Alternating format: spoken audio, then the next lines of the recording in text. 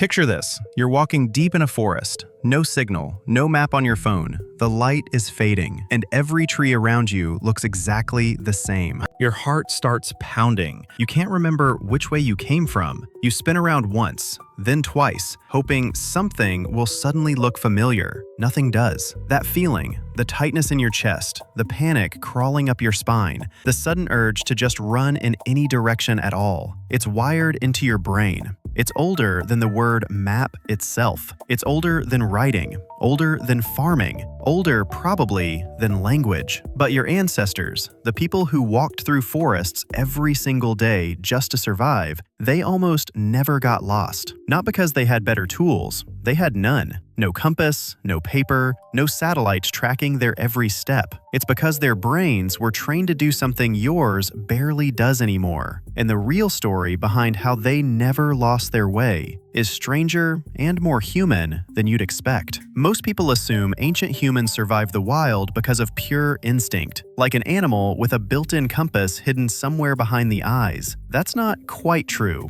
Neuroscientist John O'Keefe, who won a Nobel Prize for discovering place cells in the hippocampus, showed that the human brain automatically builds an internal map every time you move through a space. Certain neurons fire only when you're in a specific location. Other neurons, discovered years later, fire based on direction, like an internal compass needle rotating with every turn of your head. Together, they quietly sketch a living map inside your skull, updating itself with every single step you take, whether you're paying attention or not. Later research even found grid cells, neurons that fire in a repeating hexagonal pattern, effectively laying an invisible coordinate system across the space around you. Scientists have compared it to graph paper made of neurons. In other words, your brain already has a GPS system built into it. It always has. It was there before smartphones, before compasses, before anyone ever drew a single map on a cave wall. But that system only works if you actually use it. Like any map, it stays blank until something fills it in. And this is exactly where ancient humans and you part ways. Early humans didn't wander through forests aimlessly.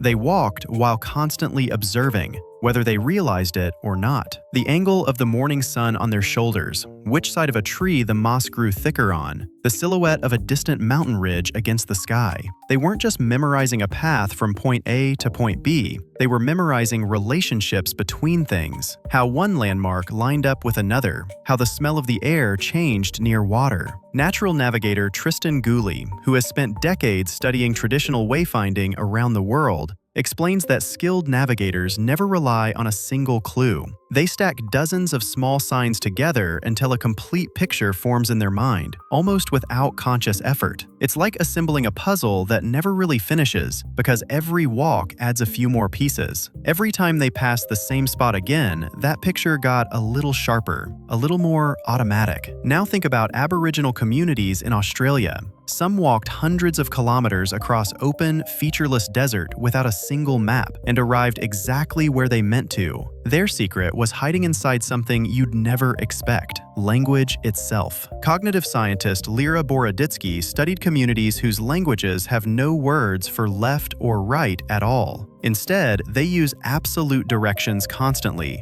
north, south, east, west, even to describe something as small as where a cup sits on a table, or which hand someone used to wave. The result? These communities stay oriented at almost all times, even in unfamiliar places, even after being spun around blindfolded in tests designed to confuse them, in a way most modern people simply can't manage. The language itself trains the brain to track direction constantly, hour after hour, sentence after sentence, without anyone ever consciously trying to. Isn't it strange that something as ordinary as the words you use could reshape the way your brain works this deeply? Polynesian wayfinders took this even further. Sailors who crossed thousands of kilometers of open ocean without instruments, reading swell patterns, star positions, and the color of clouds reflecting off distant lagoons no one could yet see. They could sense an island was near long before the horizon showed it, just from the way waves bounced back off land they hadn't spotted yet. None of it was mystical. It was decades of trained observation, passed down from elder to child, practiced so relentlessly that it became second nature,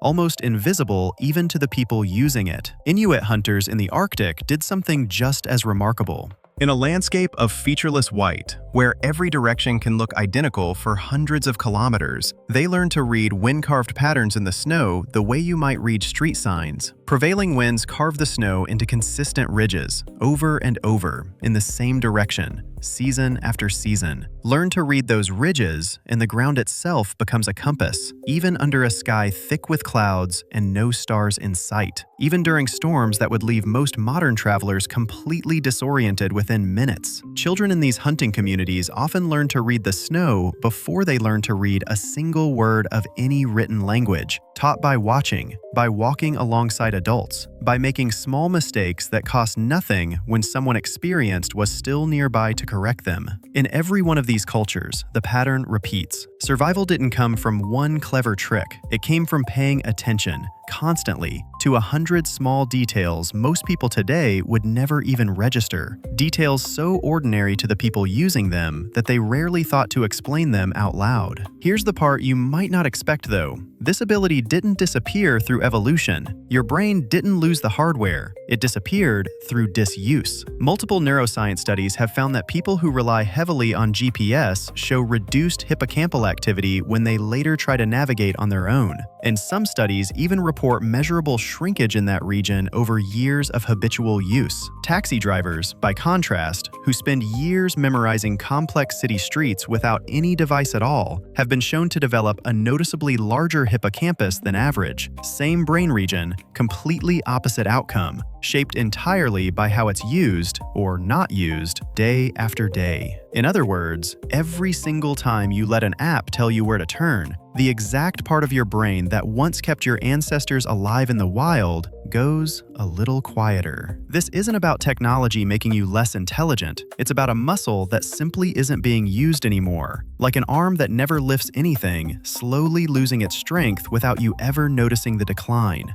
Day by day, turn by turn, until one day the signal drops and you realize you never actually learned the way home. You only ever learned to follow instructions. So why didn't ancient humans get lost, with no devices at all, in landscapes that all looked identical to an untrained eye? Because they never separated themselves from their surroundings. They weren't searching for the path, they were part of it. Every bird call, every scent lifting off the soil, every subtle shift in the angle of light was information their brain was constantly processing, in ways they were barely even conscious of. Meanwhile, you're walking while staring at a screen, 4 feet ahead of you, completely blind to everything else. And this is where the story circles back to you. That flicker of fear when your signal drops and the map disappears isn't weakness. It never was. It's a trace of an ancient navigation system still sitting quietly inside you right now. The same system that carried your ancestors through dense, unmarked wilderness for hundreds of thousands of years, generation after generation, without a single satellite in the sky. It's just waiting for you to use it again. Next time you walk out your door, try closing the map, just once, just for a few minutes. Notice where the sun sits in the sky. Notice the building on the corner and remember it. Notice which way the wind is blowing against your face and which direction the traffic seems to flow.